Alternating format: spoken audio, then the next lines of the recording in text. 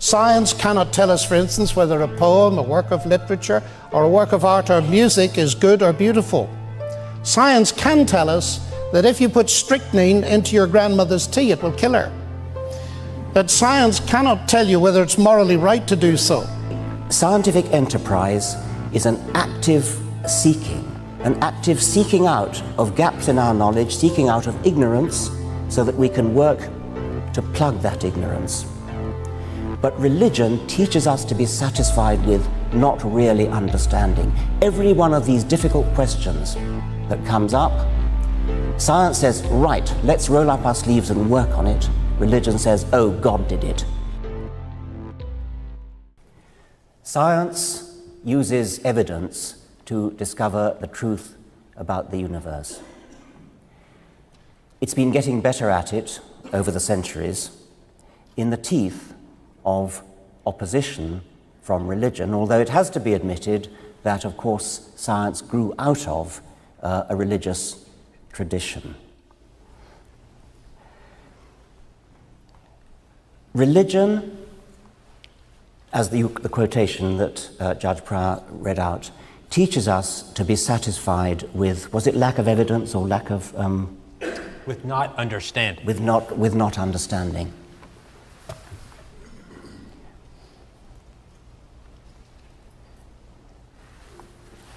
I think that when you consider the beauty of the world and you wonder how it came to be what it is, you are naturally overwhelmed with a feeling of awe, a feeling of admiration, and you almost feel a desire to worship something. I feel this. I recognize that other scientists such as Carl Sagan feel this. Einstein felt it. We, all of us, share a kind of religious reverence for the beauties of the universe, for the complexity of life, for the sheer magnitude of the cosmos, the sheer magnitude of geological time. And it's tempting to translate that feeling of awe and worship into a desire to worship some particular thing, a person, an agent. You want to attribute it to a maker, to a creator. What science has now achieved is an emancipation from that impulse to attribute these things to a creator. And it's a major emancipation, because humans have an almost overwhelming desire to think that they've explained something by attributing it to a maker. We're so used to explaining things in our own world, like these television cameras, like the lights, like everything that we make, the clothes we wear, the chairs we sit on, everything we see around us is a manufactured object. And so it's so tempting to believe that has been made, that living things, or that the stars or mountains or rivers have all been made by something.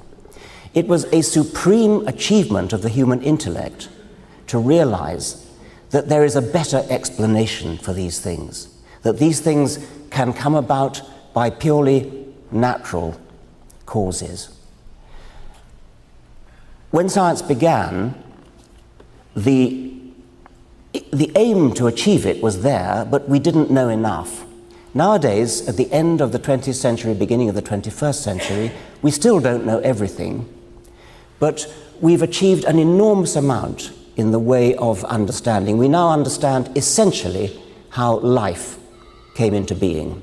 We know that we are all cousins of all animals and plants. We know that we're descended from a common ancestor, which might have been something like bacteria. We know the process by which that came about.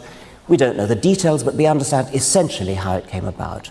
There are still gaps in our understanding. We don't understand how the cosmos came into existence in the first place, but we're working on that. The scientific enterprise is an active seeking out of gaps in our knowledge, seeking out of ignorance, so that we can work to plug that ignorance. But religion teaches us to be satisfied with not really understanding. Every one of these difficult questions that comes up, science says, right, let's roll up our sleeves and work on it. Religion says, oh, God did it. We don't need to work on it. God did it. It's as simple as that. We have no thrusting force pushing us on to try to understand. Religion stultifies the impulse to understand because religion provides a facile, easy, apparent explanation, although as we'll see later in the evening, it isn't really an explanation, and it prevents. The idea that science and religion are somehow equally valid ways of understanding the world falls apart when you look at their track records. Science advances by asking questions, testing ideas, and changing when the evidence demands it. Religion often tells people to stop asking, to accept mystery as divine will.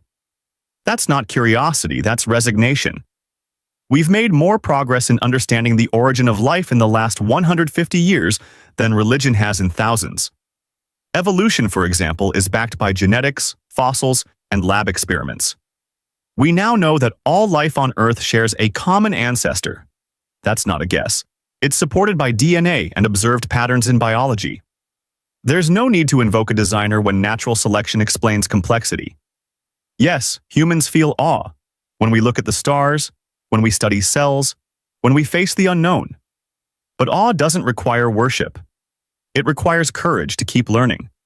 The universe doesn't need a creator to be beautiful. It just needs us to be honest enough to follow the evidence. There are two issues here. Faith is blind, science is evidence-based. I do not agree with the first one, but I very much agree with the second one. Some faith is blind.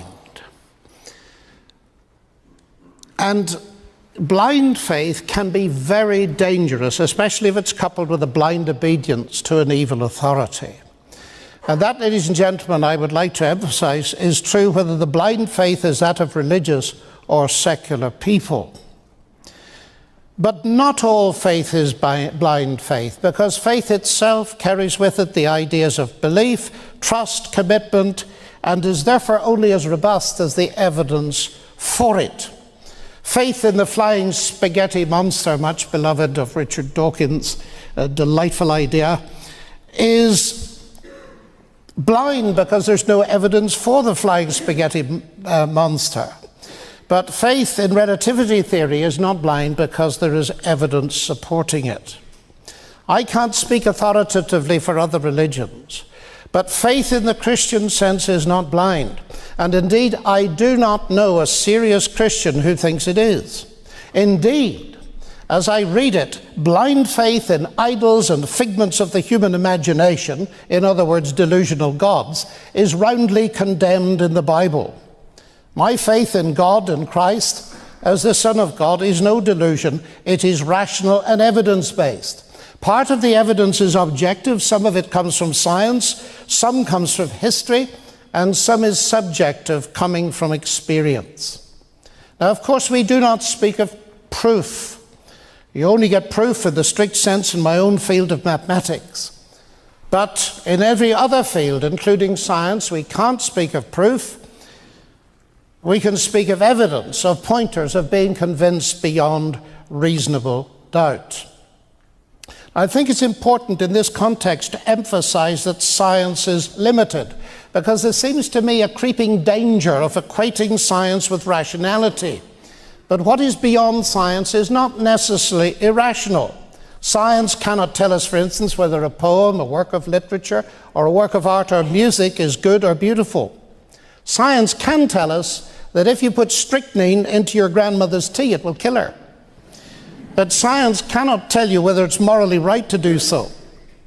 And the Nobel Prize winner, Sir Peter Medawar, who's quite a hero, I think, for both of us, has pointed out that you can easily see the limits of science because it cannot answer the elementary questions of a child. Who am I? What is the purpose of my existence? Where am I going? Now, Richard has just contrasted science and religion being content with not understanding, whereas science is unraveling the understanding of the universe. And I understand and feel the force of that objection very strongly, because sometimes Christians, I admit, have been guilty of a lazy God of the gaps kind of solution. I can't understand it, therefore God did it. And of course, God disappears as the gaps close. But I'd like to point out that there are two kinds of gap, ladies and gentlemen. There are gaps that science closes, and I call those the bad gaps. But there are also gaps that science opens, and we may come to some of those later.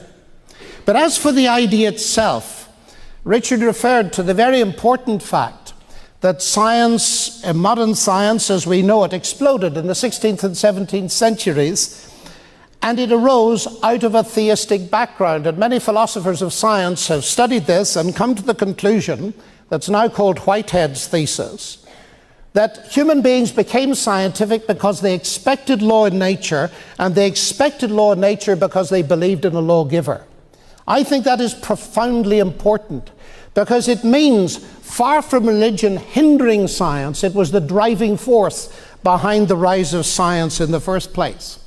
And when Isaac Newton, for example, discovered his law of gravity and wrote down the equations of motion, he didn't say, marvelous, I now understand it, I've got a mechanism, therefore I don't need God.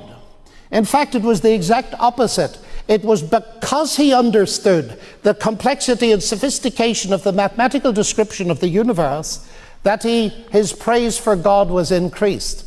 And I would like to suggest, Richard, that somewhere down in this you're making a category mistake, because you're confusing mechanism with agency. We have a mechanism, it does X, Y, and Z, therefore there's no need for an agent. I would suggest that the sophistication of the mechanism, and science rejoices in finding such mechanisms, is evidence for the sheer wonder of the creative genius of God. Lennox tries to defend faith by calling it evidence-based, but that's misleading. In science, evidence is measurable, testable, and reproducible. In Christianity, the evidence is often personal experience, ancient texts, or subjective feelings. That's not the same. If we use that standard across the board, we'd also have to accept alien abductions and ghost sightings as evidence. And we don't. Yes, science has limits. It doesn't answer every emotional or poetic question, but that doesn't mean religion does. Saying God explains beauty or purpose doesn't answer anything. It shifts the mystery to an even bigger unknown, an invisible, undetectable being with unlimited power and no explanation. And about Newton or early scientists believing in God, they also believed in alchemy, demons, and bloodletting. They were products of their time. We've moved on, just like we moved on from using scripture to explain diseases or eclipses. First, I'd like to respond a little bit to what John said on the previous occasion. I feel happier if we could have a bit more of a dialogue rather than this. When you say faith is rational and evidence-based, I mean, if that were true, it wouldn't need to be faith, would it? I mean, if there were evidence for it, why would you need to call it faith? You'd say just evidence. And when you said that faith in relativity, in Einstein's theory of relativity, is evidence-based, that of course it is. But the evidence is all important. I mean, Einstein's predictions fit in with observed fact and with a whole body of theory, whereas we only need to use the word faith when there isn't any evidence. No, not at all. I presume you've got faith in your wife. Is there any evidence for that? Yes, on which plenty. You base it? Yes, plenty of evidence.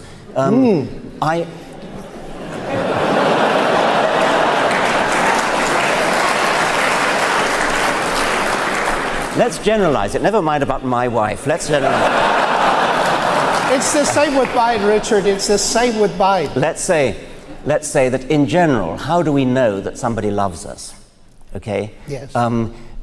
You can use a word faith for that if you like, but it's not the right use of the word. Because, it is. Because you know why, you know your wife loves you because of all sorts of little signs, little catches in the voice, little looks in the eye. That's the evidence. Yes, that's evidence. right. That's perfectly good evidence. That's not faith. Yes, it is. Well, okay, then we're coming down to pure semantics. I think you've been influenced too much by Kant, you see. Not explicitly, I have to say. Let's go on. Which of these statements are we now on? We're on the second. Looking for an opening. It didn't seem to have much connection with the quotes from the God delusion that you read. It actually works well with the first. Okay, it does. You read a quote from Jerry Coyne about the real war being between supernaturalism and naturalism. The context of that quote was the turf wars, in a sense, in American education between creationism and evolution. And within that context, I have been accused of letting the side down because, as you know, there's a problem with American education that some nutcases are trying to introduce creationism into American schools, which is obviously very bad for science, and my scientific colleagues are deeply worried by this and are trying to fight it, and all power to them. They complain that I am not helping matters, that I'm in a sense rocking the boat by saying quite openly that it is my understanding of evolution that has led me to atheism. And they point out again quite rightly that if I were called up to in a court of law testifying in favor of evolution and against the teaching of creationism, and the lawyer said, Mr. Dawkins, is it true that evolution has led you to atheism? I should have to say yes. Whereupon he would turn to the jury and say, my case rests. It doesn't do the cause of science any good to unite evolution with atheism. That was the context of Jerry Coyne's remark. Coyne was saying, okay, if you're concerned only with the narrow political battle of saving American science in the schools, then you should button your lip and stop talking about atheism. If, on the other hand, you think, as Coyne does, that the real war is between supernaturalism and naturalism, then you would say, well, the battle over evolution and creationism is only a skirmish. The real war is over something rather more profound. That was the context of that. Noma was the second quotation that you read. That's non-overlapping magisteria. The late Stephen Gould argued that there was no real battle between science and religion because they were about non-overlapping magisteria, different things, ships that pass in the night, no contact between them. They're about totally different things. I don't think that for a moment. I think that religion really is, in a sense, about science. I think that religious claims about the universe are scientific claims. I suspect that John may agree with me about this. Claims about the universe are scientific claims. A universe with a God would be a very different kind of universe from a universe without a God. Scientific methods are the appropriate methods, or at least the scientific way of thinking is an appropriate way of thinking for deciding whether we live in this kind of universe with a God or that kind of universe without a God. It becomes even more glaring where you talk about miracles, which, I mean, however much sophisticated theologians may profess their non-belief in miracles, the plain fact is that the ordinary person in the pew, the ordinary unsophisticated churchgoer, believes deeply in miracles, and it's largely miracles that persuade that person into the church in the first place. If there are miracles, they are to be judged as by scientific means. If there was a virgin birth, if somebody was raised from the dead, these are strictly scientific claims. They may be difficult to verify, but as I've said in the book, The God Delusion, if you could imagine hypothetically that DNA evidence could be discovered showing that Jesus never had a father, that Jesus was born of a virgin, then can you imagine any theologian saying, oh, no, not relevant, separate magisteria, science has no bearing on this case? Of course they wouldn't. Science has every bearing on this case. That's what I have to say about Noma, and I think I probably run out of my 5 minutes. Thank you, Professor Dawkins. Well, I agree with you very much on the Noma issue, Richard, that science and religion, keeping them separate. Actually, if you read the small print on Noma, It rather disconcerts you because it says that science deals with reality and religion with everything else, and of course I'm not very happy with that. I certainly agree with you that the modes of logical analysis that science has introduced to you are the right ones to deal with many of the central claims of Christianity. I would widen it a bit. It's historical science, of course. We're dealing with events in the past. But Christianity is falsifiable in that technical sense. I would very much support that. Now, the thesis here is that science supports atheism, not Christianity. I think atheism undermines science very seriously. Because if you think of the basic assumption that all of us who are scientists have, that is, we believe in the rational intelligibility of the universe. And it's interesting to me that scientists of the eminence of Eugene Wigner and Albert Einstein use the word faith. They cannot imagine a scientist without this faith.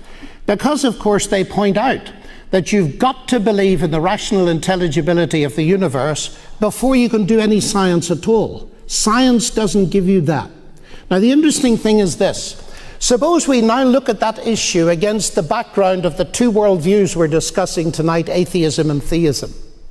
Atheism tells you, at least Richard tells us in his book, that since human life has been cobbled together by unguided evolution, it's unlikely that our view of the world is accurate, quite so. And if you are a reductionist, as you must be as a materialist, reducing beliefs to the physics and chemistry of neurological structures, then it raises a very big question, ladies and gentlemen.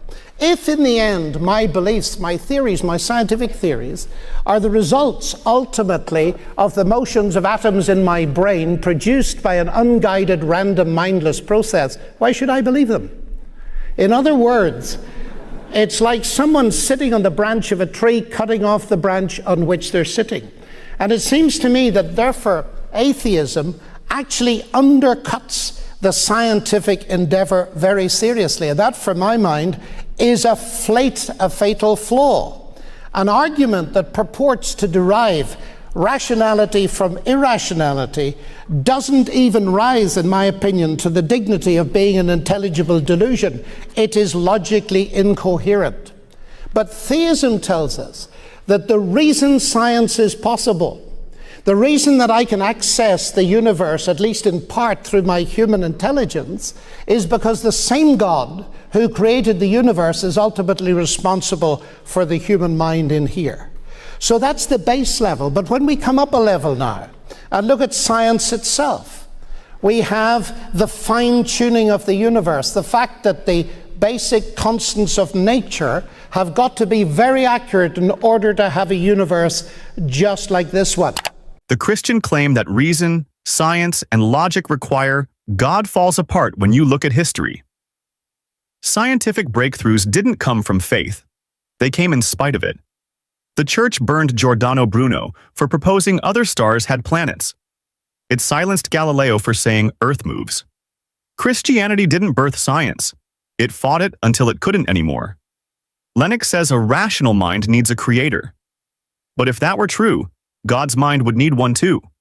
That's infinite regress, a philosophical dead end. Meanwhile, evolution explains how intelligent brains developed through natural selection. It's supported by fossils, genetics, and observable adaptation, all testable, repeatable, and falsifiable. And the Bible isn't a science book. It says the earth has corners, Isaiah 11:12, that the sun stopped in the sky, Joshua 10:13, and that rabbits chew cud, Leviticus 11:6. These aren't poetic metaphors. They're wrong. Christianity claims truth yet relies on mythology, miracles, and outdated cosmology. Dawkins is right. The impulse to worship doesn't make the object real. The beauty of nature doesn't mean someone made it. And pretending to know what we don't, that's not wisdom. That's surrender. Why accept ancient belief over modern evidence? Let us know in the comments.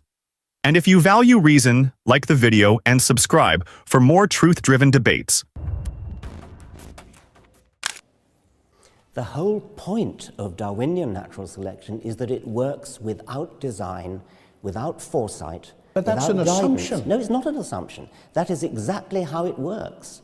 Before Darwin came along, it looked perfectly obvious that even if evolution happened, there must be some guiding force to tell animals or plants how they ought to evolve. Natural selection is a blind force. The things that survive, survive. With hindsight, we can see that the ones that survive are the ones that are good at surviving. They have the genes that make them survive. Simon Conway Morris would not deny that. He's got some kind of well, actually, I rather share his view of convergent evolution. We both of us are perhaps on the extreme end of Darwinians in that we emphasize the power of natural selection to home in on particular ends. Particularly, if you look around the museum, you'll see animals, marsupial animals from Australia that uncannily resemble non-marsupial animals, and Simon and I are both extremely keen on that. But that's produced by natural selection, as he would say. Natural selection is a mechanical, blind, automatic force. It's not, I can't say it's not guided, but there's no need for it to be guided. The whole point is that it works without guidance. But it could be guided, or do you completely shut that out? I mean, why bother when you've got a perfectly good explanation that doesn't involve guidance? I mean, the point is, you use words like you use words like blind and automatic. This watch is blind and automatic, but it's been designed. The words themselves do not shut out that notion, and it seems to me that the impression I'm getting is that what's coming through is that the whole process is so sophisticated, it itself is giving evidence of a rational mind behind it. But am I understanding you right, that you say you deny that because you've an in-principle reason for denying it? That is, everything must, as far as you're concerned, go from the simple to the complex. And therefore, your major argument in the God delusion, if I understand it right, is that God is by definition more complex than the thing you're explaining, so he's got to be explained. Is that right? That is a major point that I want to make. But let me go back to what you were saying before about guidance. When you drop a stone, it falls to the ground, and you as a scientist will explain that by gravity. You wouldn't dream of saying, oh, there must be a God pushing it down. That's exactly what you're in effect saying with respect to evolution. Because we understand evolution in just the same kind of level as rather better level than we understand gravity. No, and this is a very important point, because I detected in many of your writings that you oppose God and science as explanations. When Newton discovered the law of gravity, he didn't say, marvelous, now I can know how it works, I don't need God. God is an explicator at the level of an agent, not a mechanism.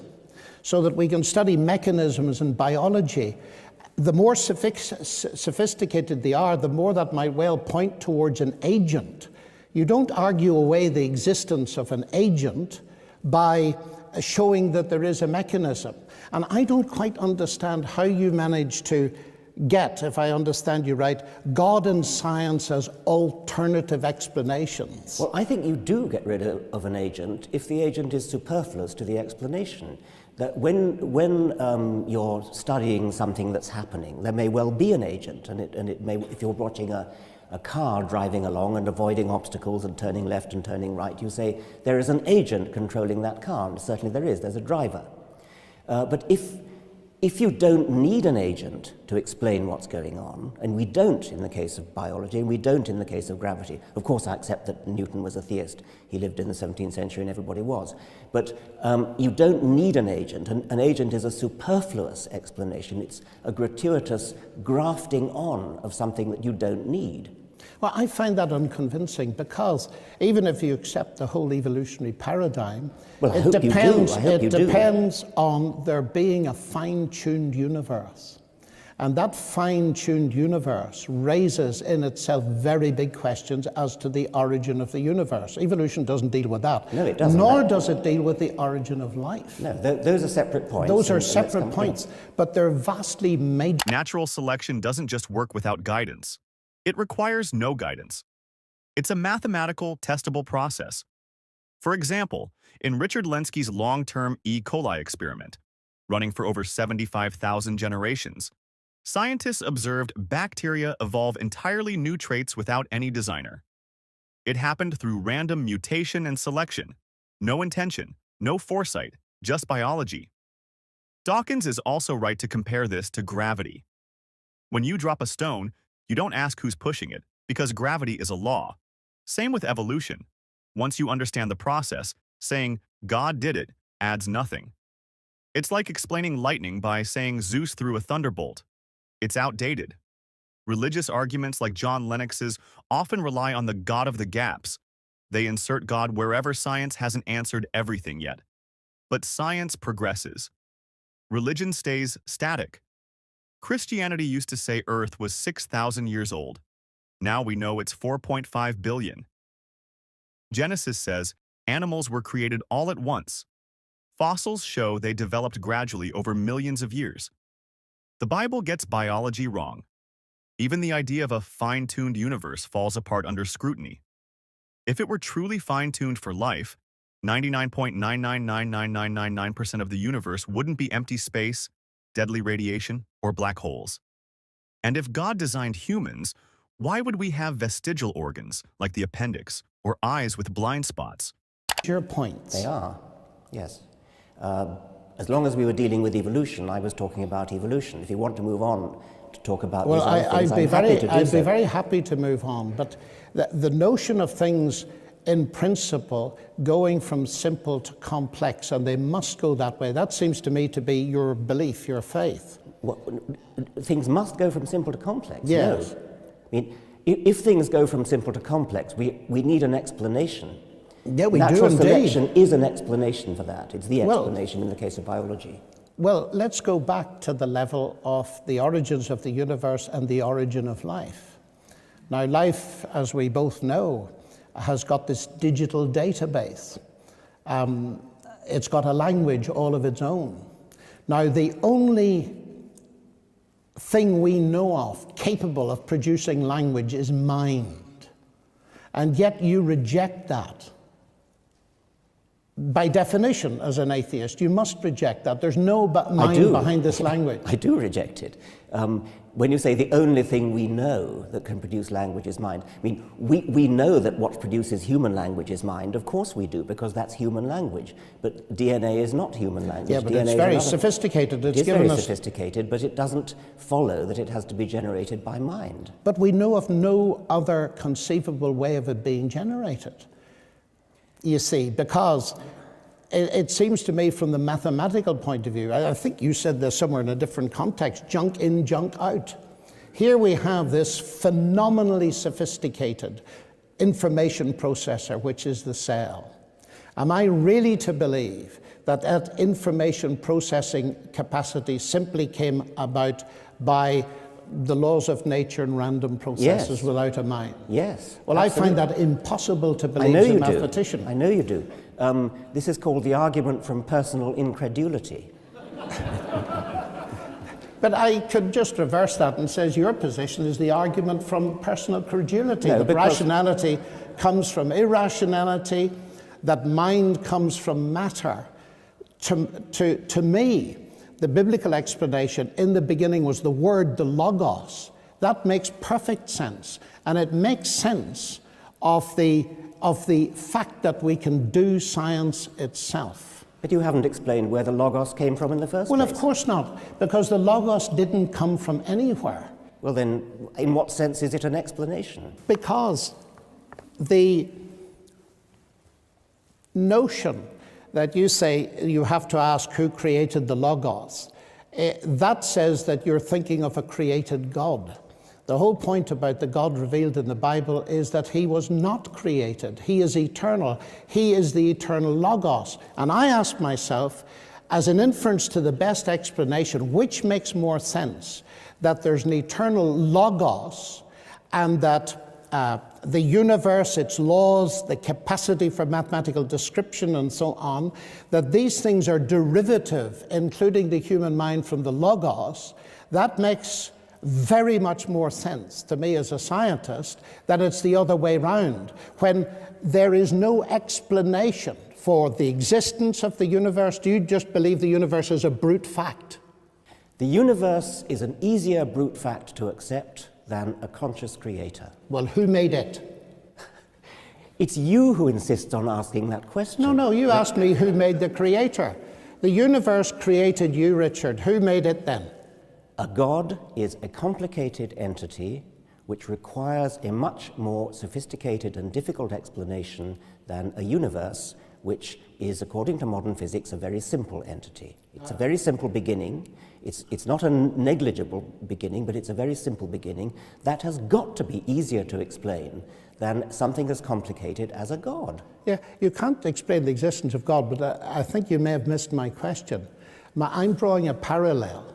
You see, you say that it's, at least, don't let me put words in your mouth, of course, because that would be unfair, but I'm getting the message that it's ridiculous for me to believe in a God who created the universe and me, because I have to ask who created God. All I'm doing is turning that question round and saying, the universe, you admit, created you because there's nothing else. Well, then who created it? I understand you perfectly. I'm making the... We both of us are faced with the problem of saying, how did things start? Yes. I'm saying it's a hell of a lot easier to start with something simple than to start with something complex. That's what complex means. But I don't think so. If I pick up a book called The God Delusion, it's a pretty sophisticated book. It's got lots of words in it. But actually, as I look at page 1, I don't even need to go beyond page 1, I conclude that it comes from something more complex than that book itself, namely you. Yes, I mean, obviously complex things exist and brains exist. Well, and why brains can are I not complex. look at the universe, the whole show, which includes Well, Dawkins and Lennox? I'll tell you why. Because my brain that produced a book has an explanation in its own right. That explanation is evolution. We go back and back and back to the origin of the universe. That provides an explanation for complex brains, and complex brains produce books and museums and cars and computers. Of course we have complex things that produce other complex things. But science has an explanation for where complex brains come from in terms of simple. John Lennox argues DNA looks like language, so it must come from a mind. But that's false reasoning. DNA is a chemical sequence formed by base pairs, adenine, thymine, guanine, cytosine, built through physical and chemical processes. We've observed how simpler molecules, like amino acids, form naturally under early Earth conditions. In 1953, the Miller-Urey experiment showed that organic molecules could form from non-living matter in a controlled lab environment. No mind needed. He also claims information can't arise without intelligence. But that's wrong. Shannon. Information theory defines information as patterns that reduce uncertainty, not something that must come from a mind. Evolution creates new information every generation through mutation and selection. For example, bacteria evolving antibiotic resistance is new, functional genetic information, and it happens with no design. As for his idea that God explains complexity, Dawkins is right. Inserting an unexplainable eternal being doesn't solve anything. It makes the problem worse. The universe can be modeled from a quantum vacuum, where virtual particles pop in and out of existence based on the uncertainty principle. This is observable physics. A God, by contrast, has never been observed, tested, or measured. Lennox quotes, "In the beginning was the Word," as if that explains the universe. But quoting John 1:1 doesn't make it true. That's theology, not evidence. There's no scientific data showing a divine logos created reality. It's an untestable claim. Christianity makes supernatural claims, virgin births, global floods, resurrection, that directly contradict what we know from geology, biology, and physics. Beginnings. I don't think it has at all.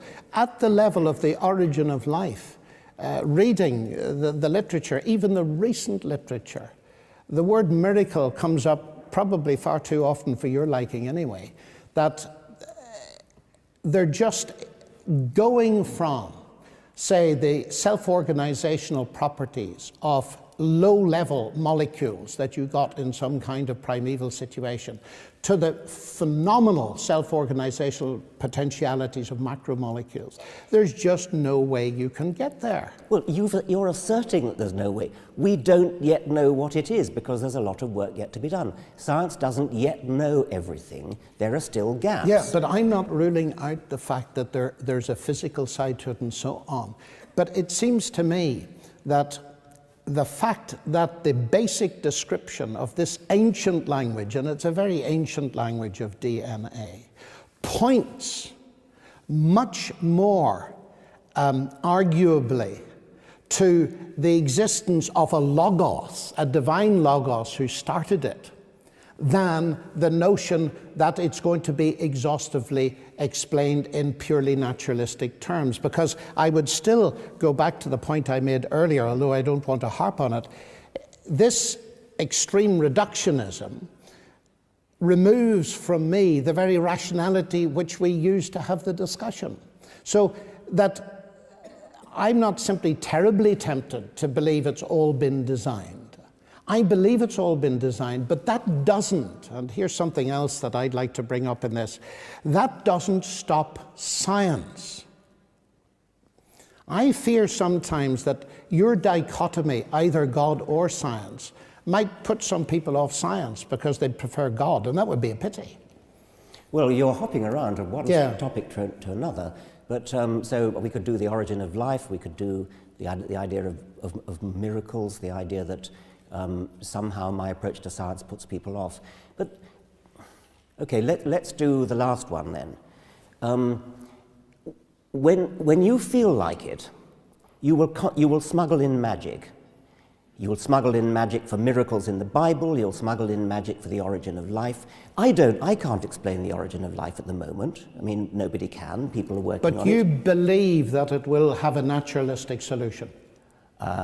Yes, I think that it is a cowardly cop-out to suggest that just because we don't yet understand something, therefore magic did it.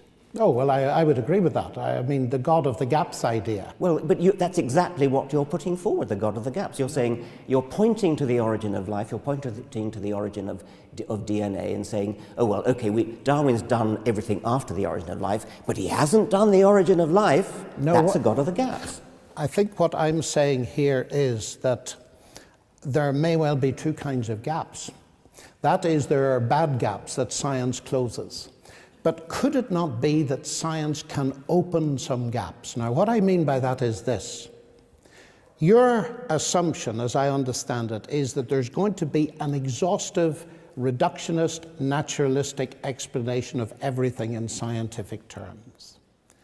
I don't think so. Now, if there is a God, and if he created this universe, and if, as I believe, he is personal, then I would expect certain things to follow. One, that I would see evidence, not proof, but evidence in the universe that God existed. I feel I see that in the mathematical describability of the universe, in the fine-tuning of the universe, and so on, and in the marvelous sophistication of the world. I'd expect to see God's traces there.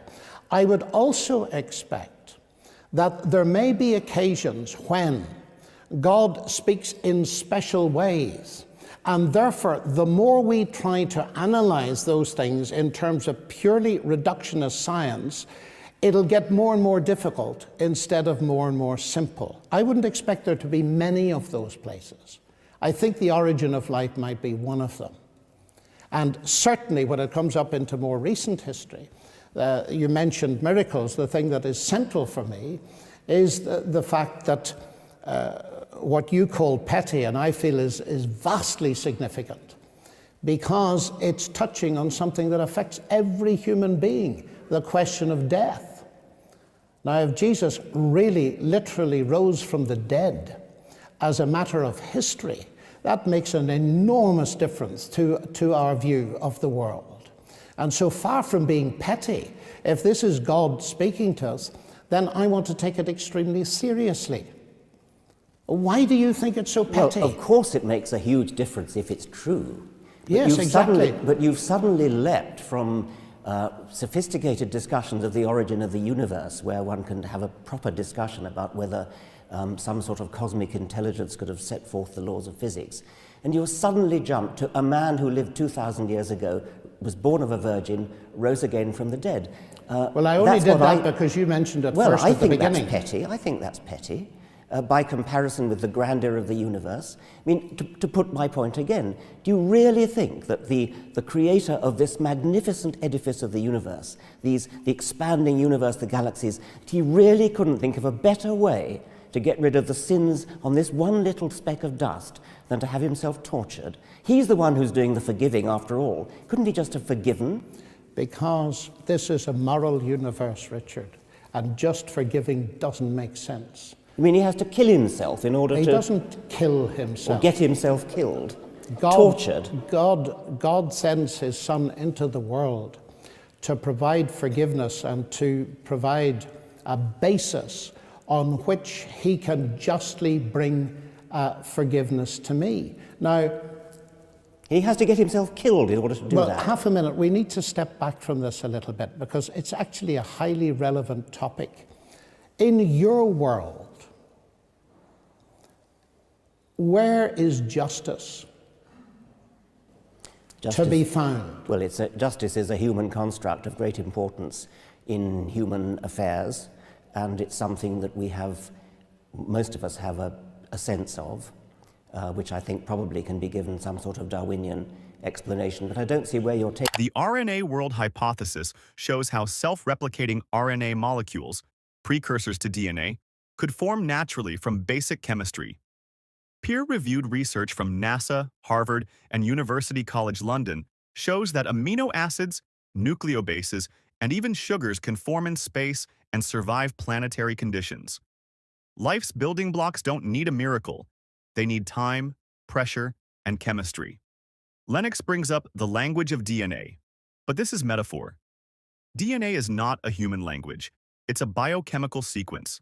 Just like gravity or thermodynamics, it follows natural rules.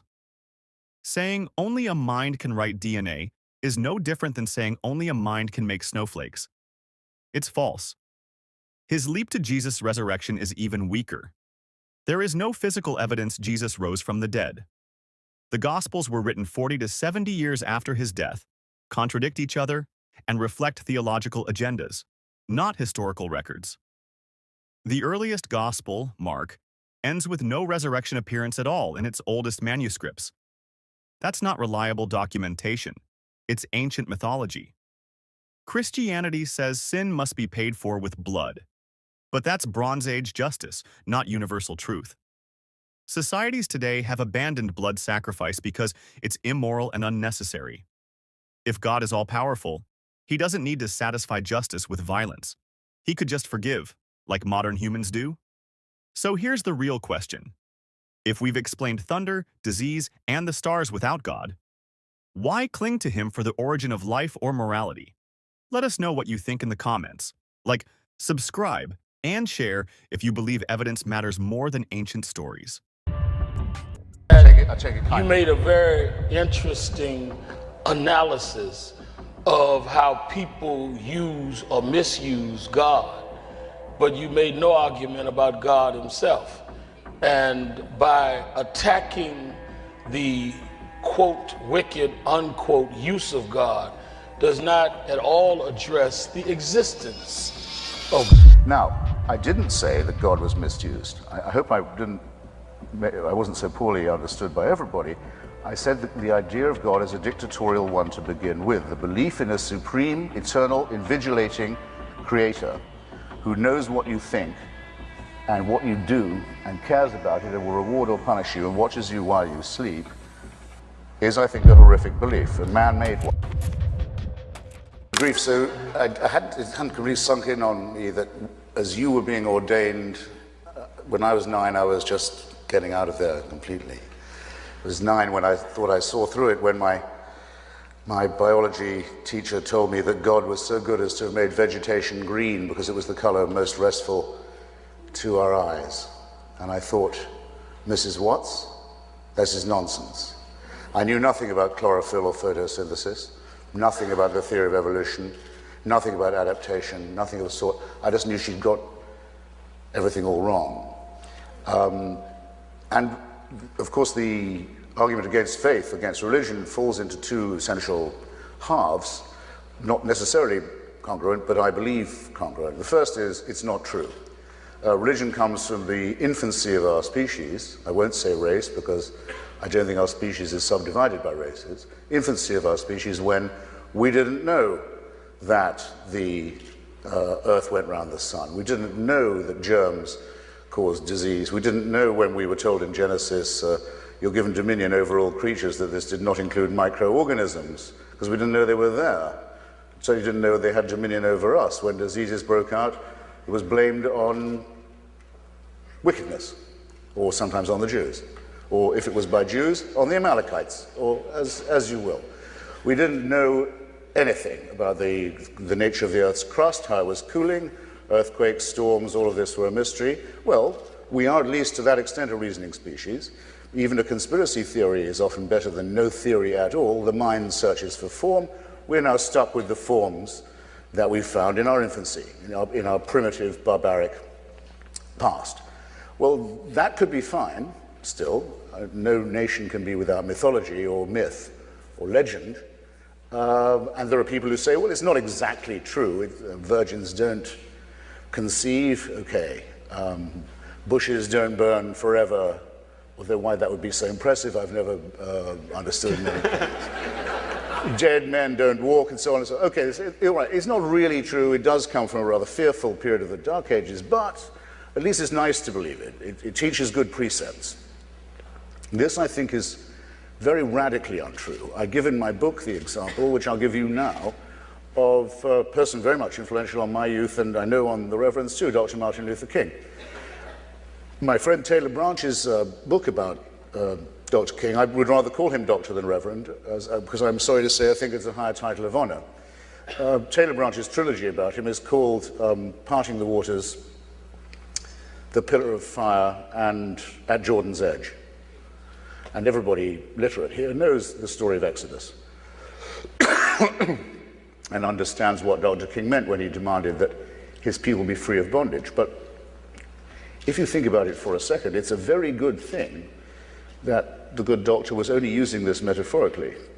If he'd really been invoking the lessons of Genesis and Exodus, he would have been saying that his people had the right to kill anyone who stood in their way, to exterminate all other tribes, to mutilate their children's genitalia, to make slaves of those they captured, to take the land and property of others, to engage in rather long and hideous and elaborate arguments about ox goring, and finally, which is the sentence that ends that, or the verse that ends that section of the book, should not suffer a witch to live, the warrant for witch burning. In other words, in these books, there are the warrants for genocide, for slavery, for the torture of children, for disobedience, for genital mutilation, for annexation, for rape, and all the rest of it. It's a very good thing that this is man-made. There are those who say that they wish they could believe, and I suppose a decent atheist could say that if only for lack of evidence he wishes he or she could. I can't be among their number. I'm very glad it is not true that there is a permanent, unshakable, unchallengeable celestial supervision. A divine North Korea in which no privacy, no liberty is possible from the moment of conception, not just till the moment of death, but until well after. I've been to North Korea, and now I know what a prayerful state would look like. I know what it would be like to praise God from dawn till dusk. I've seen it happen. And it's the most disgusting and depressing and pointless and soulless thing you can picture. But at least with North Korea, you can die and you can leave. Christianity won't let you do that, because I mentioned another thing about the Old Testament. The Old Testament may have, any Jews and Christians who like it may like this too. They may have genocide, rape, racism, all the rest of the things I've mentioned, but it never mentions punishment of the dead. When you're done, when you're in the mass grave into which you've been thrown as an Amalekite, it's over. Not until gentle Jesus, meek and mild, is the concept of hell introduced. Eternal torture, eternal punishment for you and all your family for the smallest transgression. I have no hesitation in saying this is a wicked belief. I've also no hesitation in saying, and I mustn't trespass on the Reverend's time, that we don't need it in two senses. One is it's wicked. Two, we have and always have had a much superior tradition. We know that Democritus and Epicurus worked out in ancient Athens the world was made of atoms, that the gods did not exist and certainly took no interest in human affairs, and would be foolish to do so, and would be wicked if they did. We have the tradition that brings us through Galileo and Spinoza and Thomas Paine and Voltaire and Thomas Jefferson and Bertrand Russell and Albert Einstein, men of great wisdom and insight, by all means struck by the awe-inspiring character of our universe, by all means open to devotional music and architecture and poetry, by all means aware of the transcendent, but look through the Hubble telescope if you want to see something that is awe-inspiring. And don't look to blood-stained old myths. Now, why now? Why am I doing this now, people ask? Well, I'll tell you why now, because in the last few years it's become impossible to turn a page of a newspaper without being, as the religious would say, offended. In other words, I don't think I sound self-pitying if I say that I'm offended that a cartoonist in a tiny democratic country in Scandinavia, Denmark, can't do his job without a death threat, and that no American magazine or newspaper would reprint those cartoons, either to elucidate the question or in solidarity. I'm offended that civil society in Iraq is being destroyed, leveled by the parties of God. I'm offended that people in this country believe that they have the right to advocate the teaching of garbage to children under the fatuous name of intelligent design. I believe that we're... I thought you'd never clap. Just as I believe that where religion ends, philosophy begins, where alchemy ends, chemistry begins, where astrology ends, astronomy begins, and now the people will say, well, let's give equal time to astrology in the schools. It's nonsense, dangerous and sinister nonsense. The Pope says, AIDS may be bad, but condoms are much worse. What kind of moral teaching is this? And how many people are going to die for such dogma? You see what I mean? So, I'll be very brief. There's an end to this, an end particularly to the cultural cringe that says that if someone can claim to be a religious spokesman, they are entitled to respect. I have to say it in your presence, sir. I think that the title Reverend is something people should be more concerned to live down than to live up to. Thank you. When we look at history, it's clear that many core Christian claims collapse under basic evidence. The Genesis creation story says the earth was made in 6 days about 6,000 years ago, but geology, radiometric dating, and fossil records prove our planet is over 4.5 billion years old, and that life evolved over hundreds of millions of years. The Bible describes a global flood in Genesis 6 through 9, yet ice core samples from Greenland and Antarctica show uninterrupted layers of snow and ice dating back 100,000 years. No sign of a worldwide deluge. Scripture commands horrific acts.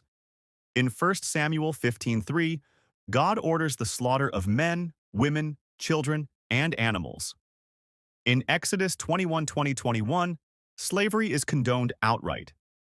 These are not moral foundations. They are relics of an ancient, tribal society. Science explains what religion once guessed at. Germ theory replaced the idea that disease is divine punishment.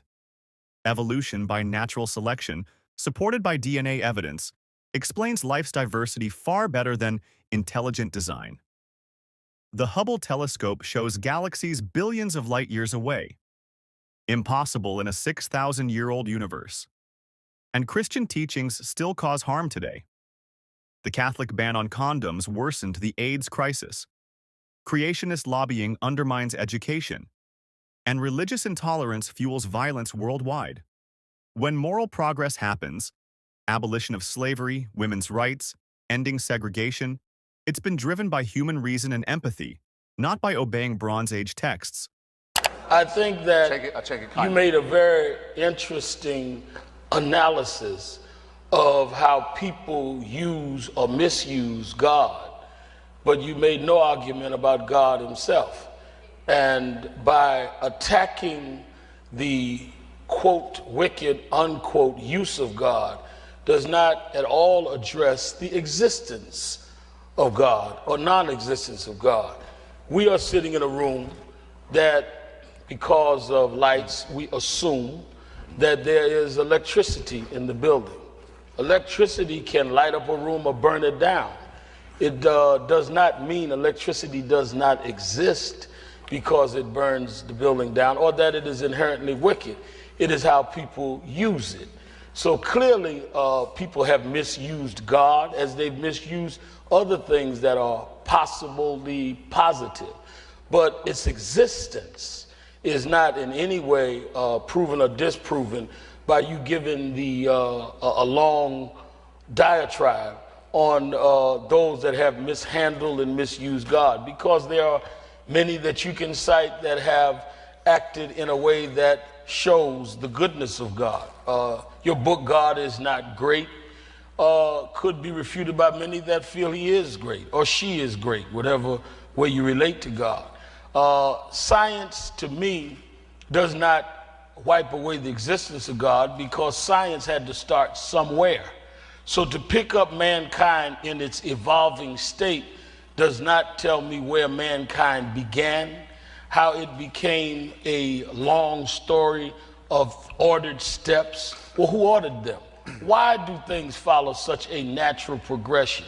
Who set the progress? And in fact, even the term wicked, if there is no God and if there is no supreme mechanism that governs the world, what makes right right or what makes wrong wrong? Why don't we just go by whoever's the strongest at any given period in history? Because nothing is wicked, because whoever's in power at the time would determine what is wicked and what is not wicked, because there's no real moral code, because there's nobody to judge that. So at one hand, we're going to argue God doesn't exist. At the other hand, we're going to call people wicked. Wicked according to who? And according to what?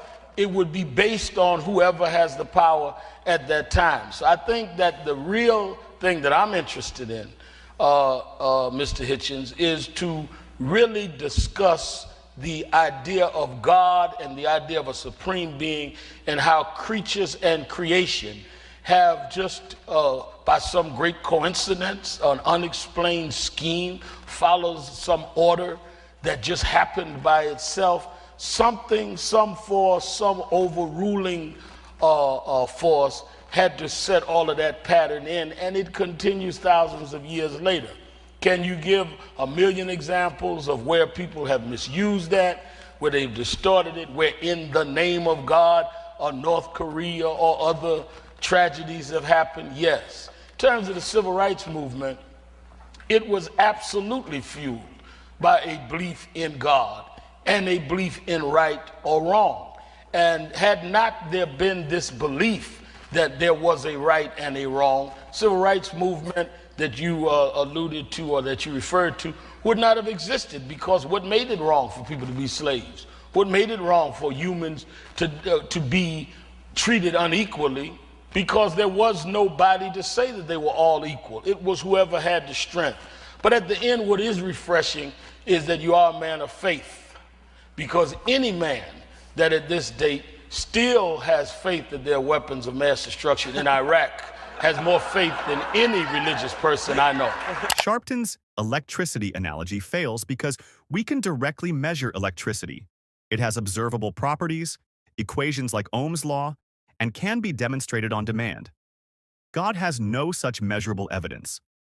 Simply pointing to order in the universe isn't proof of design. Complex order can emerge naturally from physical laws. Snowflakes form intricate patterns without a designer. Evolution explains life's diversity through cumulative natural selection, not preset ordered steps. The first cause argument ignores that physics shows how matter and energy behave without invoking a supernatural agent. Quantum fluctuations can produce particles from a vacuum, and cosmology explains the universe's development from the Big Bang onward. As for morality, history shows moral codes predate Christianity. The Code of Hammurabi, 1750 BCE, set laws long before the Bible. Morality is rooted in empathy, cooperation, and the social contracts that allow humans to thrive, not divine decree. If morality required God, then God's own commands in Scripture, like ordering genocide in 1 Samuel 15:3, would be good, yet by today's standards they're horrific. The civil rights movement wasn't exclusively powered by religion.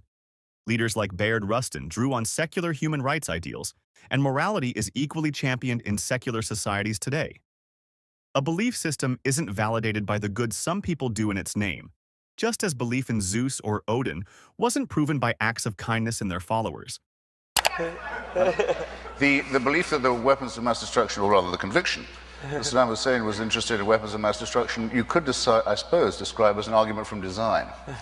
In other words, he'd had them before, he'd known how to conceal them, he'd used them several times, he seems to be prepared to risk his entire political career on the idea of reacquiring them. I would say that was not a belief that had no evidence, and I would say that anyone who treated him as if he was innocent on the subject would be a sap, actually, would be my short word for it. Second, on the civil rights movement, I expected you to be more assertive. I don't know what Dr. King's private convictions about religion were. I know that he studied Hegel, I know that he studied Marx, I know that among his very close entourage were a large number of secular socialists and communists. You know their names too. Stanley Levinson is probably the best known, but among the black civil rights leadership, Bayard Rustin, secular socialist, Philip Randolph, secular socialist trade union leader. These were the building blocks for the March on Washington, as was Victor Reuther and many others. The belief that it is illegal as well as evil to keep black Americans in subjection does not require any supernatural endorsement.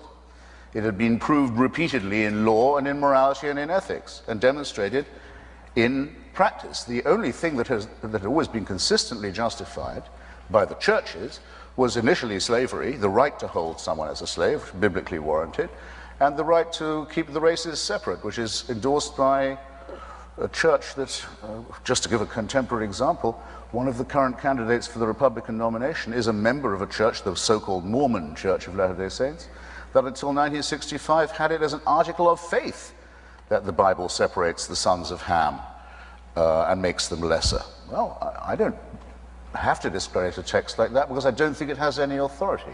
So in a sense I return the question to you. Now, I didn't say that God was misused. I hope I wasn't so poorly understood by everybody. I said that the idea of God is a dictatorial one to begin with, the belief in a supreme, eternal, invigilating creator who knows what you think and what you do and cares about it and will reward or punish you and watches you while you sleep is, I think, a horrific belief, a man-made one, fortunately. I'm very glad there's no evidence for it. Let me, in case I was misunderstood, let me assert again, I think it's innately an awful belief. However, the cleverest theologian, and have been some, has never been able to demonstrate that such a person exists. It's impossible to do so. It's not possible either for me to demonstrate conclusively that no such person exists. That cannot be done either. But one thing can be done. A person who claims not to know only that this person exists, a task beyond our brain, but to claim to know his or her, I accept your correction, Reverend, mind, to say, I know, because I'm in holy orders, what this entity wants you to do, what he wants you to eat, who he wants you to go to bed with, and how he wants you to go to bed with him, what you may read, in what associations in private you may form, what thoughts you may have. That person is out of the argument now, it seems to me. We know that no one knows that. So the claim made by the religious that they know God, they know his mind, and they can tell us what to do in his name is, I think, exploded. Further, it is not argued by my side, at any rate, or by no one I know on it, that our presence here on the planet is something that is susceptible of a smooth, logical, reasonable explanation. To the contrary, we are still very much in doubt as to precisely how we came to be human and to separate ourselves from some of our common ancestors. And, we also know that of the species that have been on this small planet, in this tiny solar system, since the beginning of measurable time, of the number that were ever in existence, more than 98.9% have become extinct. A certain solipsism, I think, is required to believe that we as a resulting species are somehow the center of the created cosmos. This is not modesty, as the Christians call it. It's not humility. It's an unbelievably arrogant claim to make. But at least it makes up for the other claim we're supposed to put up with, which is, well, yes, but we're also miserable sinners conceived in filth and doomed to abject ourselves. Both of these positions are too extreme, too strenuous, too fanatical. Both of them reinforce each other in unpleasant ways, and both should be outgrown by us. Hitchens dismantles the idea that morality or justice requires divine authority. The civil rights movement wasn't purely a religious project. Key figures like Bayard Rustin and A. Philip Randolph were secular humanists. The legal and ethical basis for ending segregation and slavery came from constitutional law, Enlightenment philosophy, and universal human rights, not the Bible. In fact, churches were some of the strongest defenders of slavery, citing verses like Ephesians 6:5 and 1 Peter 2:18 to justify it, and many Christian denominations opposed racial integration well into the 20th century. He's right that the concept of an all-seeing, all-judging God is not just unsupported by evidence, it's dictatorial by design. No one can prove God exists, but religion claims to know his mind, his rules, and how everyone should live. That's not humility, that's authority without evidence. Science openly admits it doesn't yet have every answer about human origins, but it has uncovered far more than religion ever did. From fossil records tracing human evolution to the staggering fact that over 98% of all species have gone extinct, showing we're not the center of creation. To believe otherwise is not modest faith, but human arrogance wrapped in theology. If we can build moral systems, laws, and compassion without appealing to invisible authority, why keep clinging to a worldview that's historically fueled slavery, segregation, and censorship? What do you think? Is morality stronger when it's grounded in reason and evidence rather than divine command? Let me know in the comments, and don't forget to like and subscribe for more debates and deep dives.